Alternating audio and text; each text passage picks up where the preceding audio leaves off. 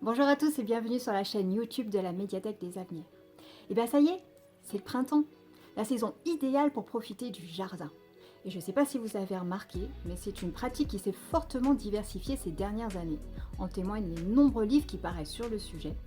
Et à la Médiathèque aussi, c'est un rayon en plein renouvellement. Je vous propose donc une petite sélection de livres pour profiter de cette belle saison au jardin.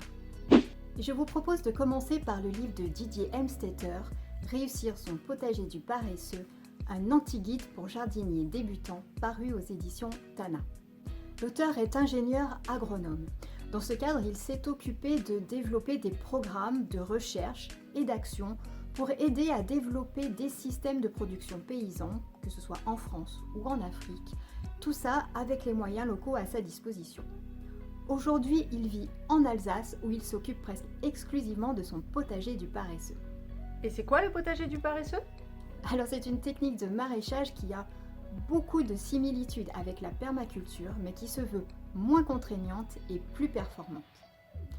Pour faire simple, il s'agit de développer des cultures sous une couche permanente de foin, ce qui permet d'apporter des nutriments aux légumes, d'apporter de l'énergie aux organismes vivants dans le sol, mais aussi de protéger le sol des intempéries, des aléas de la météo et de bloquer la levée des adventices.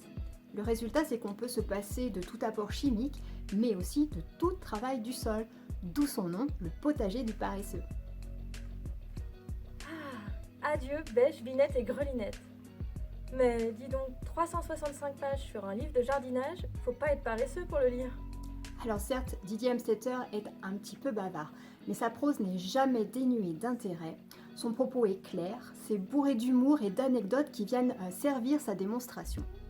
Les 8 chapitres sont accompagnés de magnifiques photos, des montages pas à pas et également de petits encadrés permettant des focus sur un point bien précis. Et si vous n'avez pas le temps de bouquiner en pleine saison du jardin, sachez qu'il vous apportera matière à réflexion lors de vos longues soirées d'hiver, puisque le propos de Didier Helmstetter, ce n'est pas de vous apporter des recettes toutes prêtes, mais de vous faire réfléchir, d'apporter des pistes de réflexion selon votre type de sol, selon votre climat et selon la météo locale. Et pour ceux qui souhaiteraient prolonger la saison de récolte au jardin, je vous propose le livre d'Aymeric Lazarin, Une serre pour récolter toute l'année aux éditions Terre Vivante. Une serre? Tu veux dire ce truc moche en plastique? Eh bien, figure-toi que des types de serres, il y en a plein. Il y a des serres en verre, des serres en forme de dôme, des serres semi-enterrées, des serres mobiles, bref. Il y en a pour tous les goûts et pour toutes les situations. Dans ce livre, Aymeric Lazarin aide les jardiniers à faire le bon choix entre tous les différents modèles et dimensions, entre les différents matériaux, également en fonction de l'exposition, de l'orientation, et rappelle aussi la réglementation en vigueur.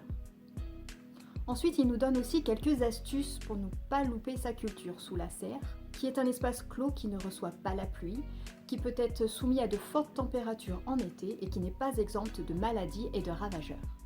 Il nous donne aussi des idées d'organisation pour planifier ses cultures toute l'année et termine en nous présentant une quarantaine de fruits et légumes cultivés communément en Europe sous serre. Peut-être aurez-vous envie maintenant de produire vos propres graines ? Oula, ça devient technique là, hein? Un petit peu. Je vous conseille la lecture de ce livre, Récolter et semer ses graines potagères aux éditions La Plage, où la ferme de Saint-Marthe met en avant tout son engagement et tout son savoir-faire depuis 40 ans. Après avoir évoqué les différentes méthodes de reproduction des plantes, les auteurs nous expliquent comment récolter et extraire les graines, les sécher et les stocker. Puis comment semer et repiquer ses propres graines. Tout cela d'une façon très claire et accompagnée de photos montrant les gestes des professionnels. Un cahier pratique en fin d'ouvrage permet de récapituler les grands principes pour une trentaine de fruits et légumes. Et ben si avec tout ça, je trouve pas mon bonheur au jardin. Et bien si avec tout ça vous ne trouvez pas votre bonheur au jardin, Karine Maillot vous propose différents chemins pour vous reconnecter avec la nature dans le livre Le bonheur est au jardin aux éditions Terre Vivante.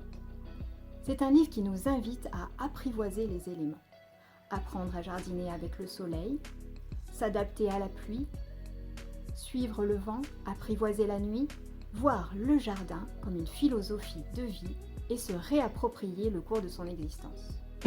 Bon et bien voilà, je crois que j'ai fait le tour à peu près des livres que je voulais vous présenter aujourd'hui. J'aurais eu très envie également de vous parler des jardins-forêts, mais la vidéo aurait été bien trop longue. Je vous invite donc à venir regarder cette sélection à la médiathèque des Asnières et je vous dis à très bientôt pour une nouvelle vidéo. Bye bye!